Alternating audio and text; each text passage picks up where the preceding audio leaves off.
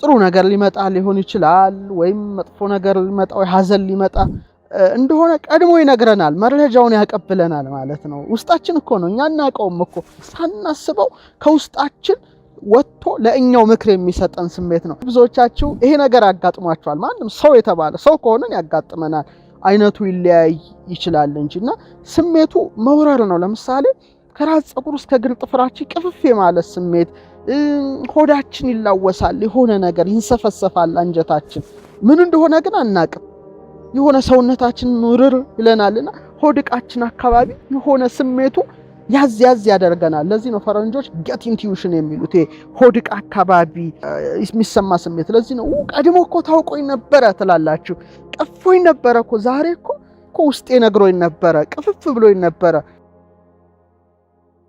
ቀፎኝ ወጥቼ ነው ይሄ ነገር የተከሰተው ልትሉ ትችላላችሁ እና ኮሙኒኬት የሚያደርገን ኢንተለጀንሳችን አንድ ዕውቀት ሰጪ ነው ማለት ነው ልክ እንደ ልቡና እንደ ብሬን ልትሉ ትችላላችሁ ይሄም የራሱ ፈንክሽን አለው ይሄም የራሱ አለው ኩላሊትም የራሱ አለው የዚህ ስራው ግን እንደ ልቡና መላልሶ እንደ ናላ ወርሶ ሳይሆን መረጃ መስጠት ነው ከዛ በኋላ የራሳችሁን አክሽን መውሰድ አለመውሰድ ልቡናችሁ አመላልሶት ሊሆን ይችላል ብሬናችሁ አስቦበት አመላልሶት ምናምን ይሄ ኮንሺየስ ማይንዳችሁን ተጠቅማችሁ የምታደርጉት ሂደት ነው ይሄ ግን ምንም አይደለም just እንደ አላርም በቃ እንደ መቀስቀሻ ደወል ብላችሁ ልታስቡት ትችላላችሁና በተለይ ይሄ በጣም የሚገርም ነውና ከተከሻችን ከፀጉራችን ጀምሮ ሰውነታችን ይወረናል በተለይ ሆድቃችን ላይ ይላወሳል ይሄ ነው እንግዲህ እንደ ኢትዮጵያውያኑ ሳይንስ ውሳጣዊ ምክር አንዱ ኢንተለጀንስ ወይም አንዱ የማወቂያ አካል ተብሎ ይጠቀሳል ማለት ነው ውሳጣዊ ምክር ነው የሚሉት ዕውቀት ይሉታል አንድ ሐሳብ ይሉታል ሁለት ረቂቅ ምክር ይሉታል ሶስት ውሳጣዊ ነገር ይሉታል አራት ነገር አለው በኢትዮጵያው ሳይንስ ማለት ነው አንደኛ ዕውቀት ነው በራሱ ይሄ ዕውቀት ነው ሁለተኛ ሐሳብ አመንጪ ነው አትሂድ ይልሃል አትውጣ ከቤት በቃ ጥሩ አይደለም ለምሳሌ አንድ ሰው ከአንድ ቦታ ላይ ቶሎ ውጣ ከዚህ ቤት ውጣ የሚል ስሜት ሊሰማው ይችላል እንግዲህ ይሄ ምክር ሰጥቶታል ማለት ነው የራሱ የሆነ ምክር ሰጠው ወይም የአውሮፕላን ቲኬት ይቆርጥና ሊሳፈር ሲል ቅፍፍ ይለዋል በቃ አትሂድ በዚህ አውሮፕላን ተሳፈር ይለዋል እንዴ ምንም እኮ ነገር የለም መረጃ የለው ስለዛ ነገር የነገረው ግን ፕሌኑ ድንገት ክራሽ አድርጎ ይተርፋል ይሄ እንግዲህ ምንድነው ነገሩ ነው ውሳጣዊ ምክር ማለት ይሄ ነው ሐሳብ ይሰጣል ማለት ነው በራሱ ደግሞ ዕውቀት ነው ይሉታል ውሳጣዊ ምክር ነው ከውስጥ የሚወጣ ግን ምክር ነው የሚመክረው ደግሞ ለኛው ከኛው በእኛው ነው ስለኛው ነው የሚነግረን ስለሌላም ኢንፎ ሊሰጥ ግን ዋናው ከኛው የሚመጣ ለኛው የሚሰጠን ምክር ነውና ዛሬው ቀፎኛል ትላላችሁ ግን እንደ ኢትዮጵያው ሳይንስ ይሄ ማንቃት ነው መረጃ ሰጠ ይሄ ደግሞ ስራው ማመላለስ ነው ናላ ግን የወርሰው ሰብኮንሺየስ ማይንድ ሴቭ ላይ ያደርገው ይችላል መረጃውን አናሊሲስ የመረጃ ትንተና ሊሰጥ ይችላል ስለዚህ ልቡና ያመላልሰዋል አንዱ ለአንዱ ማንጠሪያ ነው እና ተሰናስለው የሚሰሩ አካላት ናቸው ስለዚህ ስንቶቻችን ግን ይሄን ተጠቅመናል አላውቅም ግን አንድ ሚዛን አድርገው አንጎልን ልቡናንና ኩላሊትን ወይም ገት ኢንቲዩሽንን አንዱ ለአንዱ ማንጠሪያ አንዱ ለአንዱ ማብራሪያ አንዱ ለአንዱ መተንተኛ አድርገው ያዩታል ስለዚህ ቢያንስ ሶስቱንም አስተባብሮ መያዝ ነው ግን የራሳቸው ዕውቀት ይተነተናል ይሄ የራሱ ዕውቀት ያመነጫል አትውጣ ውጣ የሚለው ይሄ ደግሞ አመላልሶ የራሱን ናላ ደግሞ ወርሶ የራሱን ሐሳብ ይሰጣል ማለት ነው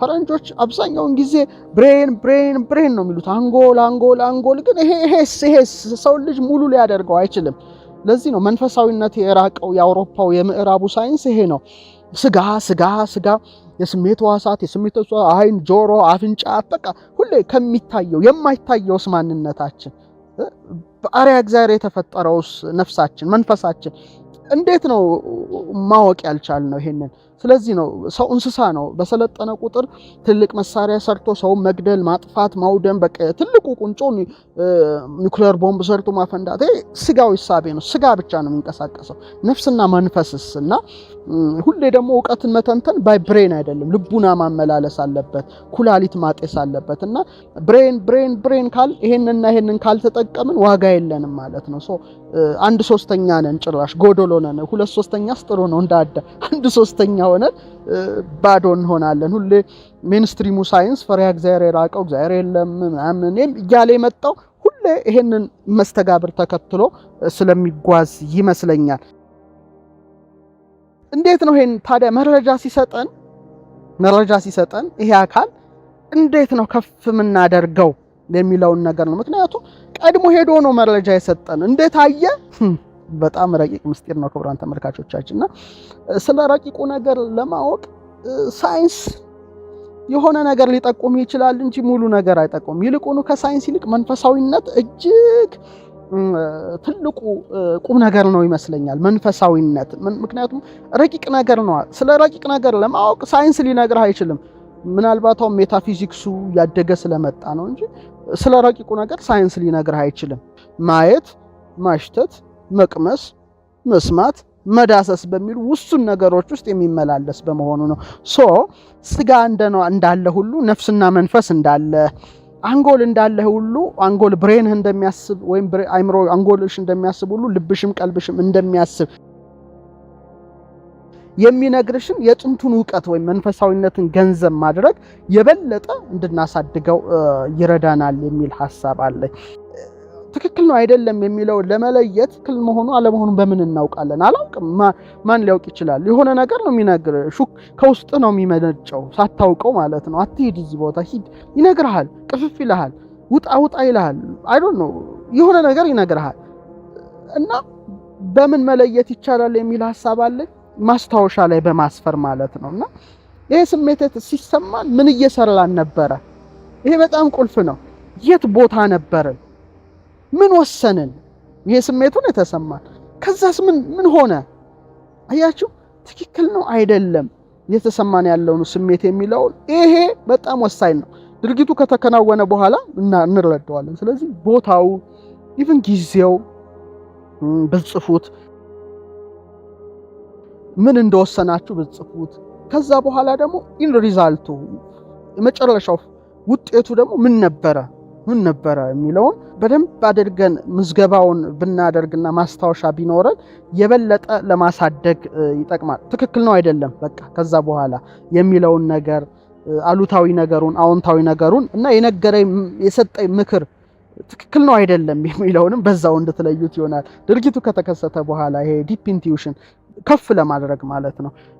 ሌላው ይሄን ነገር ከፍ ለማድረግ ራስን በደንብ ማዳመጥ ያስፈልጋል። ይሄ ከውሳጣዊ ምክር ነው። ውሳጣዊ ምክር ከሆነ ደግሞ ቀልብ ደግሞ ከሰብኮንሺየስ ማይንዳችን ጋራ ወይም እንደ ኢትዮጵያን ሳይንስ ከአእምሮ መንፈሳዊ ጋራ መገናኘት የሚችል ከሆነ ልክ እንደ ይሄ ኮንሺየስ ማይንድ አይደለም። ይሄ ጫጫታው ግርግርታውን ምናምን ዞር ብሎ መረጃ የሚሰበስበው ሳይሆን ጽሙና ይፈልጋል ማለት ነው። በጣም ጸጥታ ይፈልጋል። የሐሳብ ኳኳታ ግርግርታ አይፈልግም። ጸጥታ ነው የሚፈልገው ማለት ነው። አእምሮ መንፈሳዊ በጣም ለዚህ ነው በጣም መንፈሳዊ አባቶች የተረጋጉት የሚሆኑ። እኛ አእምሮ ጠባይ የምንጠቀም የከተማው ጫጫታ ኳኳታ ሁካታ ውስጥ ነን ያለን። የሐሳብ ኳኳታ የሐሳብ ግርግርታ ምናምን ነው። እነዛ ግን ጸጥ ያለ ስሜት ውስጥ ናቸውና አእምሮ መንፈሳዊ ስቴት በደንብ ሲጠቀሙበት ሰብኮንሺየስ ማይንዳቸው ጸጥታ ነው። በቃ ተመስጦ የሚባል ነውና ትልቁ እንደውም ከ10 ማዕርጋት ውስጥ ተመስጦ የሚባል አለና ይሄ ከሆነ ጸጥታ ይፈልጋል ማለት ነው። ስለዚህ አንዳንዴ ጸጥታ ውስጥ መግባት ያስፈልጋል። በዛፍ ውስጥ መጓዝ፣ አረንጓዴ ነገሮች ጋር መዋል፣ የበለጠ ባህር ዳርቻ ጋር ወክ ማድረግ፣ መንቀሳቀስ፣ ትንሽ ሌት ይሄ ከከተማው ከፍተኛ ጫጫታ ተለይቶ ራስን ማዳመጥ ለመረጋጋት ይጠቅማል ማለት ነው። ስለዚህ ከአፍአዊው ይልቅ ውሳጣዊ ነገራችን እንድናደምጥና ቀልበቢስ ይባላል። አያችሁ እንደዚህ ዝም ብሎ እንትን የሚራመድና ቀልብ ያላችሁ እንድንጠቀም አባባሉ ራሱ ይገርማል። ቀልበቢስ ቀልብ የለሽ ይባላል። ዝም ብሎ ግርግር የሚል ዕቃ ኳም ያደርግም ምናምን የሚል በቃ አለ አይደል? ይሄ ቀልቡ እንዲህ ሰው ቀልብ የለውም ምናምን ይባላልና ይገርማልና ይሄ ነገር ጸጥታ ይፈልጋል ከአእምሮ መንፈሳዊ ጋር የሚገናኝ ስለሆነ ማለት ነው። ፍጹም ተአምራት ማድረግ የምትችለው 4 ባህሪያተ ሥጋ 3 ባህሪያተ ነፍስ ሲስማሙለት ነው። እገሌ ጾር ጠፋለት ፈተና ጠፋለት ማለት 4 ባህሪያተ ሥጋ 3 ባህሪያተ ነፍሱ ተስማሙለት ማለት ነው። ያ አሁንም 3 የማወቂያ አካላችን አእምሮአችን፣ ልባችን ቀልባችን ኩላሊታችን ከተስማማ ሱፐር ኮንሺየስነስ ከፍተኛ የማሰብ ደረጃ ላይ እንደርሳለን ማለት ነው። ስለዚህ መረጃን ቀድሞ ማወቅ ሰዎች ነን እኮ በጣም ትልቅ ፍጡር ነን እኮ እንዴ ራሳችንንማ ማሳነስ የለብንም። አንዳንዱ ሰው ማለት ራሱ ምን እንደሆነ ሳይገባው ሰውን ማሳነስ እንስሳ አድርጎ የሚያለ ነው። እኛ ትልቅ ፍጡራን በእግዚአብሔር አርአያና አምሳል የተፈጠርን ነንና ለምሳሌ አንድ ሰው ትውስታው ሲጠፋበት ምንድነው የሚያደርጉት? የሆነ ወይ መኪና አደጋ ደርሶበት ሳምቲንግ ብቻ የሆነ ነገር ደርሶበት መረጃው ጠፋበት በቃ ምን ስላለበት ሁኔታ ይረሳል እና ሂፕኖሲስ ያደርጉታል። ይሄ ያስፈልገውም ምንም መረጃን ቀድሞ ማወቅ ደረጃ ይደርሳል። ልባችን፣ አእምሮአችን፣ ኩላሊት ያጤሰው ልቡን ያመላለሰው እና ላይ ያወረሰው ሶስቱም በአንድ ሚዛን ይታያሉ። አይን ነጭ ነው፣ ብሌን አለ፣ ጥቁሩ አለ። ሶስቱም በሶስቱ ይመሰላሉና ይሄን ነገር ተፈጥሯችን ውስጥ ያለ በመሆኑ ይሄ ስሜት ሲሰማን እንግዳ ነገር ነው ለኛ ካላወቅ ነው ምን እንደሆነና አንጀቴን በላው ሆዴን ባርባራ አለኝ በቃ አንጀቴ ተንሰፈሰፈ ዛሬ ይባላል። መባሉ ዝም ብለው እናቶቻችን ሲሉ እንደ ቀልድ ነገር ነው። እኛ ላይም ይሄ ነገር ሀፕን ያደርጋልና ያን ጊዜ ማወቅ መረዳት ያስፈልጋል። እንግዲህ ግማሾቻችን ጠባቂ መልአካችን ነው መረጃ የሚሰጠን ስለኛ የሚሉ አሉ። እግዚአብሔር ድምጽ ነው የሚሉ አሉ። እንደየመረዳቱ መልካም ነው ያስባለው። እንደ ኢትዮጵያው ደግሞ ውሳጣዊ ምክር ነው፣ በራሱ ሐሳብ ነው፣ በራሱ ዕውቀት ነው ብለው ነው ሊቃውንቱ ያስቀመጡት። ልቡና ማመላለሱ ቀላል አይደለም። ይሄ ማጤስ ነው። ከዛ መንቦግቦግ ይጀምራል ማለት ነው። እሳት ይጫራል ምናምን ጭዱ ምናምን ጥስጥስ ይላል። ከዛ እሳቱ ቦግ በብርሃን ይሆናልና ይሄ መረጃው ሲያጤሰው ይሄ አመላልሰው ናላ ከወረሰው ሶስቱ ከተስማሙ የሚንቦግቦግ በጣም በጎ ማንነት ገንዘብ እናደርጋለን። ከዛ ውጪ ግን ሰዎች ይሄንን ነገር ማስማማት ካልቻሉ ከባድ ነው። ለዚህ ነው ይሄን ሁሉ ያደረገብን ምክንያት ምን እንደሆነ ታውቃላችሁ? ስጋና ነፍስ መንፈስ መሆናችን ነው። ስጋ ነን፣ ነፍስ ነን፣ መንፈስ ነን። ሶስት ነገሮች አሉን ማለት ነው የሰው ልጆች። ስጋ ነን፣ ነፍስ ነን፣ መንፈስ ነን። ስጋ የምታዩት አካል ነው። ነፍስ ደግሞ ውሳጣዊ አካል ናት። መንፈስ ደግሞ የውስጥ የሆነ አካል ነው። የውስጥ የሆነ አካል ነው። ስለዚህ በተለይ ሰዎች መንፈሳቸው ለእግዚአብሔር ማደሪያ ሊሆን ይገባዋል። ለቅዱስ መንፈስ ማደሪያ ሊሆን ይገባዋልና መንፈሳችን ወይም ስጋ ደመ ነፍስ ነባቢት ነፍስ ልንል እንችላለን። ኦር ስጋ ነፍስ መንፈስ ልንል እንችላለንና መንፈስ የሚለው ግን የውስጥ የሆነው አካላችን ነው። ለምሳሌ አዳም ዕፀ በለስን ሲበላ በመንፈስ ውስጥ ያደረው እግዚአብሔር መንፈስ ነው ይላል። የሚሰግዱለትም ሁሉ በመንፈስ ሊሰግዱለት ይገባል ይላልና አዳም አባታችን መንፈሱን አስወሰደ፣ አስነጠቀ። ስለዚህ አዳም መንፈሱ ለቅዱስ መንፈስ ከመሆን ይልቅ እርኩስ መንፈስ ሲያድርበት አዳም ስንት ሆነ ይላሉ ሊቃውንቱ? 2/3 ሆነ ይላሉ።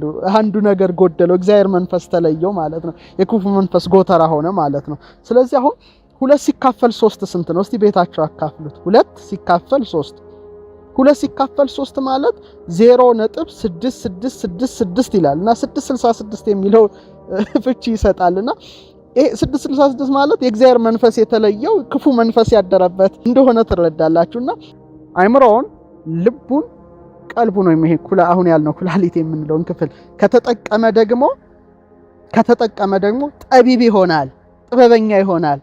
ሶስቱን ካልተጠቀመ የሰው አውሬ ይሆናል ብያለሁ። ጥላቻ ያለብን ሁሌ ኔጌቲቭ ቲንከር መጥፎ ሐሳብ ያለብን የሰው መውደቅ፣ የሰው ማጣት፣ የሰው ሞት የሚያስደስተን በቁማችን የሰው አውሬ ነው የምንሆነው። ስለዚህ እግዚአብሔር ሲፈጥረን ግን እንደዚህ አይደለምና ይሄን ነገር ሁሉ አስተባብረን መልካም ሰዎች ሆነን በተለይ የፍቅር ሰዎች ካልሆነ እነዚህ ነገሮች በአግባቡ አይሰሩም። በጣም አፍቃሪዎች መሆን አለብን። በጣም ደጎች፣ ርህሩህ መሆን አለብን። በእውነት ነው የምነግራችሁ። በፍጹም ይሄ ነቃፊ ተቺ አይነት ሰብዕና ውስጥ ከገባን ፍጹም መቼም ደግመንም አንወለድም እንጂ ብንወለድም እዚህ ላይ መድረስ አንችልም። ንጹህ ልቡናን ይፈልጋል። ለዚህ ነው አቤቱ ንጹህ ልቡናን ፍጠርልኝ የቀናውንም መንፈስ በውስጥ ያድሳለና ውሳጣዊ ምክርን ለማግኘት ትልቁ ነገር ንጹህ መሆን። በቃ በህሊናችን እንዳይቆሽሽ፣ በክፋት እንዳይቆሽሽ፣ በጥላቻ እንዳይቆሽሽ፣ በነገር እንዳይቆሽሽ እባካችሁ ጠብቁት። ስትጠብቁት ያን ጊዜ እውነተኛ ሰው ማለት ልጄ ሰሎሞንን ዳዊት እኮ ሲመርቀው ልጄ ሰው ሁን ይለዋልና ሰው መሆን ማለት ምን እንደሆነ የሚገባን እነዚህ ነገሮች ስናስተባብር ብቻ እንደሆነ ሐሳብ አስተያየቴን በመስጠት በዚህ ላይ እንቋጫለን።